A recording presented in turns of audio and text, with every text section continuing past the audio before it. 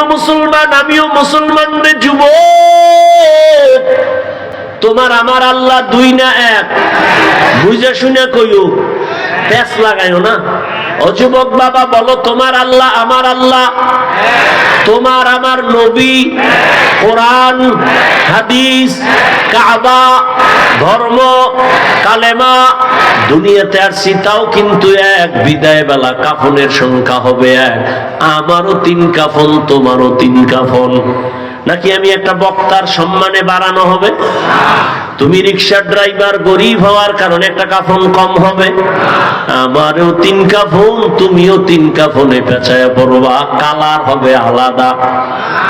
কি কালারও এক। কাফনের উপরে লেখা থাকবে বড় হুজুরের লাশ। হ্যাঁ, তা এত মাস্তানি কেন, এত ভাব কেন? আজ আমি বক্তা বক্তা ভাব, তুমি টাকার ক্ষমতার ভাব। কাফনে যেদিন ঢুকবা সেদিন সব বাহাদুরি বন্ধ হয়ে যাবে। কে ধনী, কে গরিব, কে আলেম, কে মূর্খ, কে ইমাম, কে মুক্তাদি, কাফনে লেখা থাকবে? সব লাশগুলো একাকার হয়ে যাবে। কবরের সাইজও হবে এক। কবরে রাখার পরে প্রশ্ন হবে 3টা, তাও এক। রবের পরিচয় দাও, ধর্মের পরিচয় দাও, রাহমাতুল লিল আলামিনের পরিচয় দাও। নবী বলেন, যারা এই 3 প্রশ্নের জবাব দিবে তাদের কবর হবে রওজাতুম মির রিয়াজিল জান্নাহ।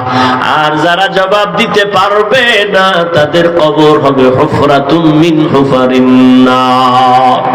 ওলামায়ে কেরাম এই জাতিকে নিয়ে যেই ভাবাটা ভাবেন, পৃথিবীতে কেউ এই উম্মত নিয়ে, জাতি নিয়ে ভাবে না। সবাই নিজের চেয়ার নিয়ে ভাবে, দল নিয়ে ভাবে। ওলামায়ে কেরাম নিজের চেয়ার, ইমামতি থাক না থাক টেনশন নাই, ওয়াজের স্টেজ থাক না থাক টেনশন নাই, নিজের মাইয়া, পোলা, স্ত্রী, সন্তানের কোনো চিন্তা করে না, উম্মত নিয়েই চিন্তা করে। এই কারণে ছাত্র জনতার বৈষম্য বিরোধী আন্দোলনে সফলতার চাঁদ উদিত হওয়ার শপথ নিয়ে জান বাজি রেখে আলেম, তোলাবা, ওলামা সব মাঠে নামছেন। ক্ষমতার জন্য নামছিলেন? কোন আলেম বলছে উপদেষ্টারা সব নামো, আমরা বসবো? বলে নাই। জাতিকে জুলুম থেকে বাঁচাবার জন্য ওলামায়ে কেরাম বলছেন, আমরা জাতির বন্ধু। কে চেয়ারে বসবে না বসবে জানার দরকার নাই, তবে জুলুম করলে ছাড় নাই। আবার আন্দোলন হবে। মুসলমানের আন্দোলন একবার না বারবার? মুসলমান জীবন একবার দেয় না বারবার? বারবার। এজন্য সেদিন চরমনাই বলে আসছি, লক্ষ লক্ষ মানুষের সামনে কাফনের কাপড় হাতে নিয়ে রেডি থাকো। আবার ডাক আসবে, আবার আন্দোলনে নামতে হবে। জালেমকে কোনো সুযোগ দেওয়া যাবে না। ভয় আছে কোনো? এই যে এত যুবক দেখতেছি, কেউরে দরকার নেই, আলিয়াও দরকার নেই, আমগো কওমির বড় ছাত্র ছোটটিরও দরকার নেই। আমাদের কওমির উলামা, তোলাবা যারা বড়, এরা মাঠে নামলে খালি একটা বাঁশের লাঠি লইয়া, এই বাংলাদেশে নাস্তিক বেঈমানরা কথা বলার আগে আলেমদের অনুমতি নিতে বাধ্য হবে। কিন্তু ঝামেলাটা তো আপনারাই লাগাইছেন তলে তলে। এই ওলামায়ে কেরাম যাও একটু কাছে আসে, ভক্তরা ফেসবুকে আকাম কইরা দূরে রাখে। কি কথা হয়?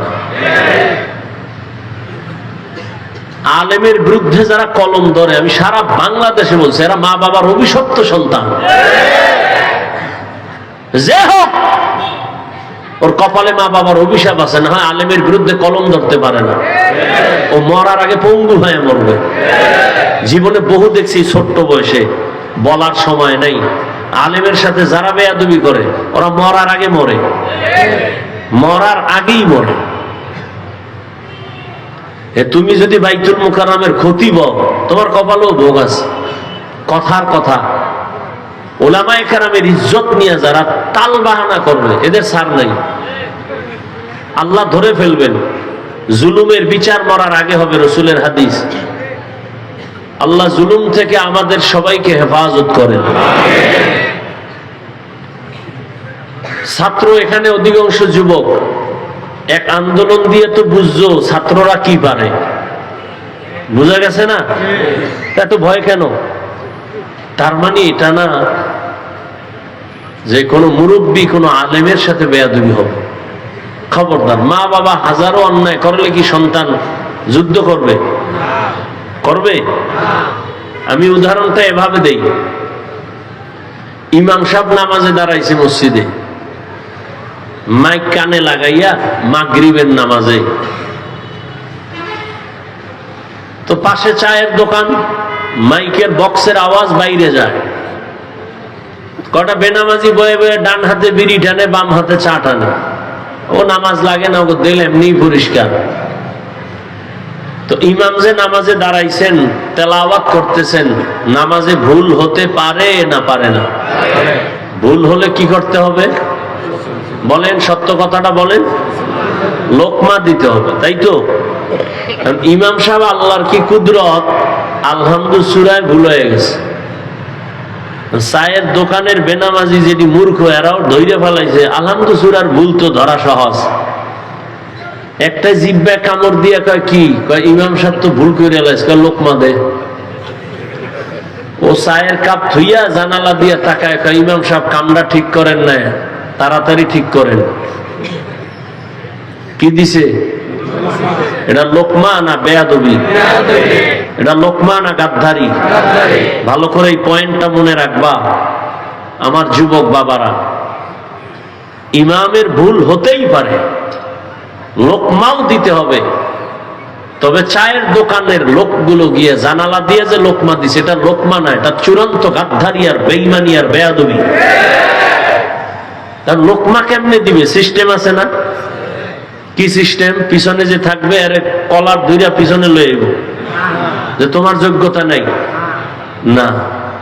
ইমামের পেছনে লোকমা দিতে হবে, দিতে হবে তো। তো কারা দিবে? মুসল্লিরা। মুসল্লিরা দিবে মানে কি 500 মুসল্লি সব জোরে চিৎকার দিবে? সবাই যদি একসাথে লোকমার নিয়ত একটা চিৎকার দেয়, ইমাম তো জায়গায় শেষ। কি নিয়ম? কি ইমামের পেছনে একজন যোগ্য ব্যক্তি দাঁড়াবেন, সভাপতি, সেক্রেটারি তো যোগ্য ব্যক্তি, এলাকার বড় সুদখোর, এই ইমাম সাহেবের পিছনে দাঁড়াবেন নাকি? একজন ভালো যোগ্য ব্যক্তি দাঁড়াবেন যে ইমাম সাহেব যদি একটা জের জবরেরও ব্যবধান হয় আর আয়াতের অর্থ বিকৃতি হয়ে যায়, পেছন থেকে লোকমা দিবেন আদবের সাথে। ইমামের নামাজ যদি প্রথম বৈঠকের পরে কোনো ঝামেলা হয়ে যায়, তাহলে পেছনের ব্যক্তি গিয়া নামাজ শেষ করবেন, সেই যোগ্যতা নিয়ে পেছনে দাঁড়াবেন যে এহেন খাওয়ান নাই, এহেন ওই শিয়ালের রাতে মুরগি। ইমামের পেছনে সব দামি দামি বেনামাজি সুদখোর, সাপ্তাহিক মুসল্লিদের আড্ডা। কি আল্লাহ হেদায়াত দান করুন। তাহলে উলামায়ে কেরাম যদি ভুল করে, অবশ্যই ভুল হবে, শয়তান তো ওয়াসওয়াসা দিবেই। উলামায়ে কেরামের ভুল হলে ভুলটা ধরায় দেওয়ার মতো আলেম আছে না নাই? অন্যরা ভুল ধরায়া দেওয়া এটা লোকমা নয়, বেয়াদবি। লোকমা না বেয়াদবি? পৃথিবীর প্রত্যেকটা মানুষের জীবনের সৌন্দর্যের নাম আদব। যার আদব নাই ওর কপাল নাই, ওর জিন্দেগি নাই। লিকুল্লি শাইইন যিনাতুন ফিল ওয়ারা ওয়া যিনাতুল মারই তামামুল আদাবি আজ খুদা খা হিমে তৌফিক আদব বেআদব মাহরুম গাশত আজ ফজলে রা। রহমতের নবীকে বললেন দায়িত্বশীল। প্রত্যেক মা বাবা সন্তানের জন্য দায়িত্বশীল, প্রত্যেক স্ত্রীর জন্য স্বামী দায়িত্বশীল, মুসল্লিদের জন্য ইমাম ও খতিব দায়িত্বশীল, ওয়ার্ডের মেম্বার ওয়ার্ডের মানুষের জন্য দায়িত্বশীল, ইউনিয়নের একজন চেয়ারম্যান ইউনিয়নবাসীর জন্য দায়িত্বশীল, গোটা দেশের মানুষের জন্য দায়িত্বশীল সরকার, আর গোটা উম্মতের জন্য দায়িত্বশীল একমাত্র শুধুমাত্র কেবলমাত্র উলামায়ে কেরাম। আর একজন সাহাবী বললেন, ইয়া রাসূলুল্লাহ, আমার অধীনেও কেউ নাই, আমিও কারো অধীনে না, আমি একা। আমার কোনো দায়িত্ব আসেনি? রহমতের নবী বললেন, আপনার অঙ্গ যে আছে, অঙ্গ প্রত্যঙ্গের আপনি দায়িত্বশীল। আল্লাহ দুটো হাত দিয়েছেন, দুটো পা দিয়েছেন, কিয়ামতের দিন আল্লাহ এগুলোর হিসাব নিবেন। এমনি দেন নাই। হাতের ডিউটি আছে আলাদা, পায়ের ডিউটি আলাদা, চোখের ডিউটি আলাদা। কিয়ামতের ময়দানে আমার আল্লাহ জিজ্ঞাসা করবেন, আল ইয়াউমা নাখতিমু আলা আফওয়াহিহিম ওয়া তুকাল্লিমুনা আইদিহিম ওয়া তাশহাদু আরজুলুহুম বিমা কানু ইয়াকসিবুন। দস্তগুয়াদ মঞ্চুনি দুজদিদা আম লবগুয়াদ মঞ্চুনি বুসিদা আম চশমগুয়াদ চিদা আম গামজা হারাম গোশগুয়াদ চিদা আম সমরুল কালাম। আল্লাহ বলবে, হাত কথা বলো, চোখ কথা বলো। বাস্তবে হাত কখনো কথা বলতে পারে না। আপনাদের হাত পারেনি? পারে না, এটাই সত্য। কিন্তু মুমিনের আকীদা, বিশ্বাস রাখতে হবে, দুনিয়ার সব বিবেক যেটাকে বলে এটা হবেই না, অসম্ভব। আমার রব বলেন এটা আমার কুদরতের দ্বারা সম্ভব। মরা গাছে কথা বলতে পারে না, এটাই সত্য। আল্লাহ যদি কুদরতি ক্ষমতা দেন, পারবে? দুধের বাচ্চা কথা বলতে পারে না, আল্লাহ যদি ক্ষমতা দান করে তো পারবে। কিয়ামতের ময়দানে যখন আল্লাহ বলবেন হাত কথা বলো, হাত কথা বলা শুরু করবে। আল্লাহর কুদরতি ক্ষমতায় বলবে, তোমার যে দায়িত্ব দেওয়া হয়েছিল যেই ডিউটির জন্য, ওই ডিউটি পালন করছে কিনা বলো। হাত আল্লাহর কাছে বলবেন, হে মালিক, এই হাতের দ্বারা মা বাবার কল্যাণে কাজ করবে, করে নাই। হাতের দ্বারা উলামায়ে কেরামের পেছনে নেক আমলে হাত ব্যবহার করবে, করে নাই। বরং মানুষের পেছনে ক্ষতি সাধনের জন্য হাত ব্যবহার করেছে। গরিবের বেতন নষ্ট করার জন্য হাতের কলম ব্যবহার করেছে। চোখ বলো, তোমার ডিউটি পালন হয়েছে কিনা। চোখ আল্লাহর আদালতে জবাব দিবেন, হে মালিক, এই চক্ষু দিছো মা বাবা দেখার জন্য, দেখে নাই। এই চোখ দিয়েছো বাইতুল্লাহ দেখবে, দেখে নাই। এই চক্ষু দিয়া কোরআন দেখবে, সওয়াব, দেখে নাই। তো কি করছে? এই কোরআন দিয়া সারাটা রাত দরওয়াজা জানালা বন্ধ করে মোবাইলের দিয়ে তাকায়া কবিরা গুনাহ দেখছে। কিয়ামতের দিন চোখ আমার আল্লাহর দরবারে কথা বলবে। এজন্য আল্লাহর নবী বলেন, সাবধান, দায়িত্ব সম্পর্কে আল্লাহর আদালতে দাঁড়াতে হবে। সবাই জবাবদিহিতার কাঠগড়ায় দাঁড়াবেন।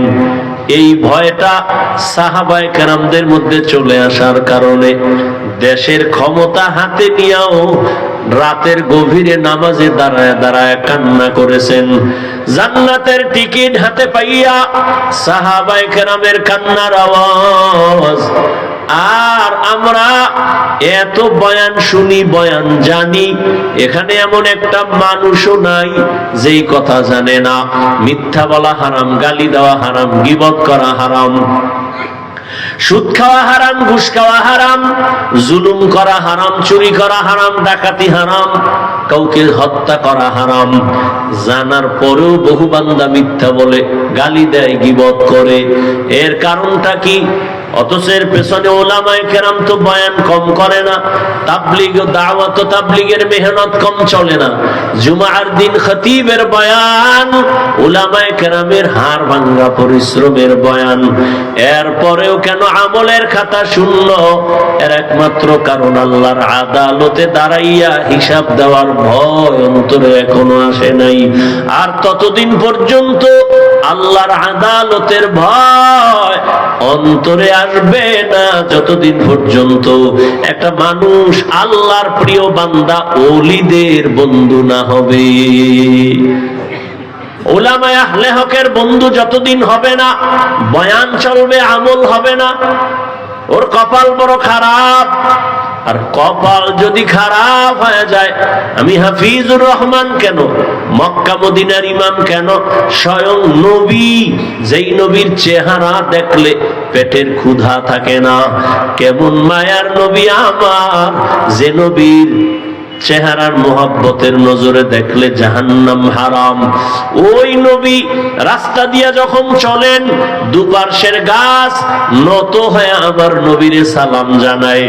সাহাবায়ে কেরাম কানে শুনতেছেন, নবী হাঁটতেছেন, বারবার জঙ্গল থেকে সালামের আওয়াজ আসতেছে। ও পয়গম্বর, মানুষ দেখি না সালাম আসতেছে কোথা থেকে? রহমতের নবী বলেন, সাহাবা, আমি মুহাম্মদের আগমনের সুবাস পাইয়া জঙ্গলের হরিণ আমারে সালাম জানায়।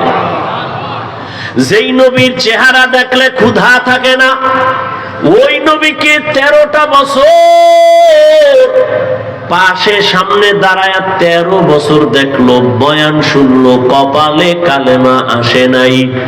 এত বড় বেঈমানের নাম জানেননি? কথা বলেন, কথা বলতে কি সমস্যা আপনাদের? এমনি দি দোকানে বইয়া গরম বানায় ফেলাম, মসজিদে গরম, যেখানে কথা প্রয়োজন সেখানে বলবেন না।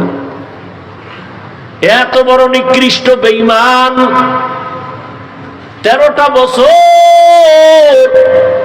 আবু জাহাল নবীজিকে দেখলো, বয়ান শুনলো, কালেমা পড়ে নাই, এর নাম কফাল।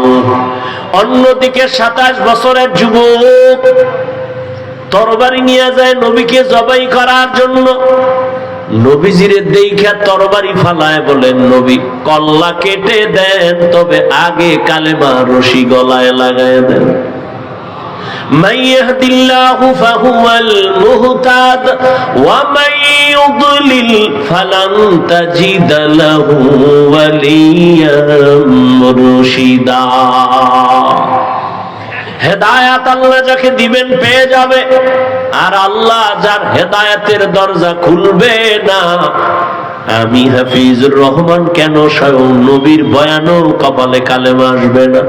হাতের মুষ্টির মধ্যে পাথর নিয়া আবু জাহাল কয়, ভাতিজা, আমার হাতে কি আছে বলতে পারলে এখন আমি কালেমা পড়ব, নবী মানব। নবী বলেন, আমি বলতে পারি না। কেন পারো না? বলে, আমি গাইবের ইলম আল্লাহ দেন নাই, তবে হাতের মুষ্টিতে যা আছো একটু আওয়াজ দাও। পাথরগুলো কালেমায় শাহাদাত পড়া শুরু করলো। আবু জাহাল পাথরগুলো মাটির মধ্যে ফেলে বলে, ভাতিজা, তুমি এত বড় জাদুকর আমি জানতাম না। এর নাম কপাল। কপাল যদি পড়ে যায়, হেদায়েতের দরজা খুলবে না। আর কপাল যদি আল্লাহ খুলে দেয়, নবীকে জবাই করতে আসিয়াও কালেমা পড়ে, এর নাম কপাল। এরে আমার কলিজার যুবক, দুনিয়াতে আর কত মাইয়ার চরিত্র নষ্ট করলে তোর মনের আশা মিটবে? দুনিয়াতে আর কত রাত মোবাইলে কবিরা গুনাহ দেখা তোর আশা মিটবে? এত তাড়াতাড়ি তওবা করবি না তো কত গুনাহ করলে এরপরে তুই তওবা করবি? কত জীবন তুই পার্কে পার্কে দৌড়ানোর পরে তুই তওবা করবি, তোর আশা মিটবে বল? চোখের সামনে তো যুবকের লাশ, পানির নিচে লাশ, গাড়ির নিচে লাশ, ঘুমের বিছানায় লাশ। ওলামায়ে কেরামের কথা শুনলেন, আরে বাবা, কয়দিন এই বাহাদুরি? করোনায় কত লাশ চলে গেল, ডেঙ্গুতে কত লাশ চলে গেল, এই ছাত্র জনতার আন্দোলনে কত লাশ চলে গেল। ও আল্লাহর বান্দা, তুমি সুস্থ, এটা বাঁচার গ্যারান্টি না। অসুস্থ রোগীর সামনে সুস্থ মানুষ মরে যায়, অসুস্থ রোগী অনেক দিন থাকে। আল্লাহর কাছে জবাব দেওয়ার ভয় অন্তরে জমা করে নাও। আল্লাহ বলেন, ইয়া আইয়ুহাল্লাযীনা আমানুত্তাকুল্লাহা হাক্কা তুকাতিহ ওয়া লা তামুতুন্না ইল্লা ওয়া আনতুম মুসলিমুন।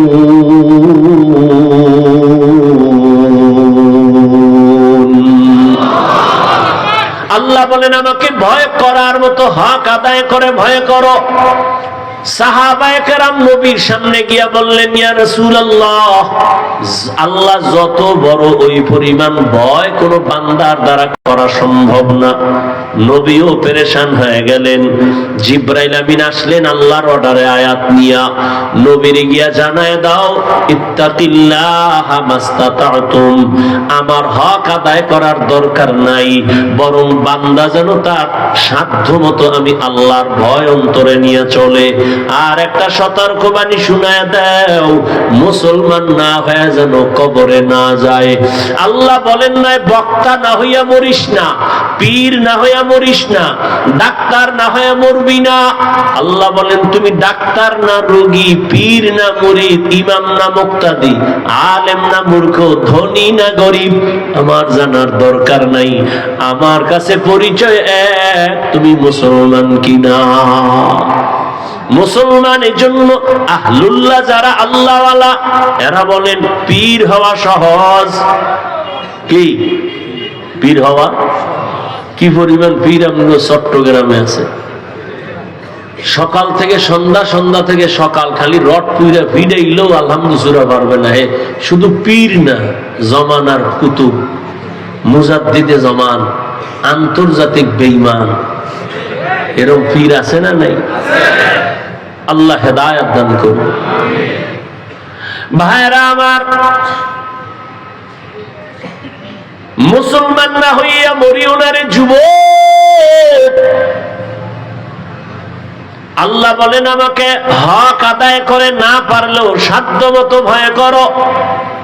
এখানে আমরা যারা বসে আছি, দাঁড়ানো আছি, যদি জিজ্ঞাসাই করি আল্লাহকে আপনারা কারা কারা ভয় করেন, প্রশ্নটা করলে সবাই হাত উঁচু করে বলবে অবশ্যই আমরা হুজুরদের থেকেও বেশি ভয় করি। অথচ এখানে এমনও মানুষ বসে আছেন আজকে ফজর পড়ে নাই, জোহর পড়ে নাই, আসর পড়ে নাই, মাগরিব পড়ে নাই, এশাও পড়ে নাই, এরপরও চাপাবাজি করে আমগো দিল পরিষ্কার আছে না নাই? এরপর বলে আমি আল্লাহকে ভয় করি, আমি 5 ওয়াক্ত নামাজ পড়িয়া বলি আল্লাহকে ভয় করি। আপনি নামাজ বাদ দিয়ে বলেন আল্লাহকে ভয় করি। আমি পর্দা রক্ষা করে বলি আল্লাহকে ভয় করি, আপনি পর্দা বন্ধ করে বলেন আল্লাহকে ভয় করি। আমি দাড়ি রেখে বলি আল্লাহকে ভয় করি, আপনি দাড়ি না রেখে বলেন আল্লাহকে ভয় করি। দোনো দলের ভয় কি সমান? না। আসলে আপনার মধ্যে মোটেও ভয় নাই। ভয়ের হাকিকতে আপনি জানেন না ভয়টা আসলে কি। বলে একটা সন্তান মা বাবাকে ভয় করে, প্রমাণ কি? বলে মা বাবার সামনে অন্যায় করে না, শাস্তির ভয়ে। একটা ছাত্র শিক্ষকের ভয় করে, কেন? প্রমাণ কি? বলে শিক্ষকের সামনে অন্যায় করে না, শাস্তির ভয়। ঠিক এই দুনিয়ায় যেই বান্দা, যেই বান্দি আল্লাহকে ভয় করবেন, ওই বান্দা গলায় ছুরি লাগাবে, দাড়ির মধ্যে অস্ত্র লাগাবে না। हर के दारत खौफ हक दर दिल मदगम जन्नतुल मअवा देहद ओ राम मकाम जुज़बा हक ची जे मखाज इंसो जा फजले उआ मस्ते दर जुमला जहां। আজকে আল্লাহর ভয় অন্তরে না থাকার কারণে এত বয়ান। আজকে তো বয়ান করব হিন্দুদের মন্দিরে গিয়া, আজকে তো বয়ান করার দরকার ছিল চট্টগ্রামের পাহাড়ে খ্রিস্টানদের মিশনারিতে গিয়া, কিন্তু কই 12টা মাস মুসলমানের পেছনে কুত্তার মতো দৌড়াইতে দৌড়াইতে ঘুমানোরও টাইম পাওয়া যায় না। এরপর মুসলমান নামাজের মুসাল্লায় যায় না। বুঝি না কি তুমি ভুলে আছো না আমরা ভুলে আছি? না হয় তাবলিগ ওয়ালারা পায় হাতে ধরে বুঝায় নামাজ পড়ো, পড়ো না কেন? পীর সাহেবরা পায় হাতে ধরে বুঝায় নামাজ পড়ো, নরম ভাষায় বুঝায়, কত নরম। আমরা বক্তারা বয়ান করি, এরপরও কেন নামাজ পড়ো করো না রে বাবা। আসলে কি তুমি মনে করছো আমরা ভুলে আছি? একটা প্রমাণ দেখাও। কারণ উলামায়ে কেরামের যত কথার পাওয়ার, মূল পাওয়ার হাউস হলো কোরআন শরীফ, আল্লাহর কোরআন। এই কোরআন আল্লাহ একজন আছেন, প্রমাণ কোরআন। জান্নাত আছে, দলিল কোরআন। জাহান্নাম আছে, দলিল কোরআন। গুনাহ করলে জাহান্নামে যাবে, প্রমাণ কোরআন। নেক আমল নিয়ে গেলে জান্নাত পাবে, প্রমাণ কোরআন। ওই কোরআনে যদি ভুল থাকে তো সবই ভুল। একটা ভুল বের করে দাও, আমি এখন দাড়ি কেটে ফেলবো, শার্ট প্যান্ট টাই লাগায় রাস্তায় নাচ গান করবো। তুমি কেন ১৫০০ বছর পর্যন্ত কত পণ্ডিতেরা ভুল বের করার অপচেষ্টা করিয়াও একটা ভুল বের করতে পারে নাই, বরং বহু বিধর্মীরা কালেমা পড়ে মুসলমান হয়ে গেল। ও আল্লাহর বান্দারা, তাহলে সমস্যাটা কোথায়? তুমিও মুসলমান, আমিও মুসলমান রে যুবক। তোমার আমার আল্লাহ দুই না এক, বুঝে শুনে কইও, প্যাচ লাগাইও না। ও যুবক বাবা, বলো তোমার আল্লাহ আমার আল্লাহ, তোমার আমার নবী, কোরআন, হাদিস, কাবা, ধর্ম, কালেমা, দুনিয়াতে আর সীতাও কিন্তু এক। বিদায় বেলা কাফনের সংখ্যা হবে এক। আমারও ৩ কাফন, তোমারও ৩ কাফন। নাকি আমি একটা বক্তার সম্মানে বাড়ানো হবে? তুমি রিক্সার ড্রাইভার, গরিব হওয়ার কারণে একটা কাফন কম হবে? আমারও ৩ কাফন, তুমিও ৩ কাফনে পেঁচায় পড়বা, কালার হবে আলাদা। কি কালারও এক, কাফনের উপরে লেখা থাকবে বড় হুজুরের লাশ। হ্যাঁ, তা তো মাস্তানি কেন, এত ভাব কেন? আজ আমি বক্তা বক্তা ভাব, তুমি টাকার ক্ষমতার ভাব। কাফনে যেদিন ঢুকবা সেদিন সব বাহাদুরি বন্ধ হয়ে যাবে। কে ধনী, কে গরিব, কে আলেম, কে মূর্খ, কে ইমাম, কে মুক্তাদি, কাফনে লেখা থাকবে? সব লাশগুলো একাকার হয়ে যাবে। কবরের সাইজও হবে এক। কবরে রাখার পরে প্রশ্ন হবে ৩টা, তাও এক। রবের পরিচয় দাও, ধর্মের পরিচয় দাও, রাহমাতুল লিল আলামিনের পরিচয় দাও। নবী বলেন, যারা এই ৩ প্রশ্নের জবাব দিবে তাদের কবর হবে রওজাতুম মির রিয়াজিল জান্নাহ।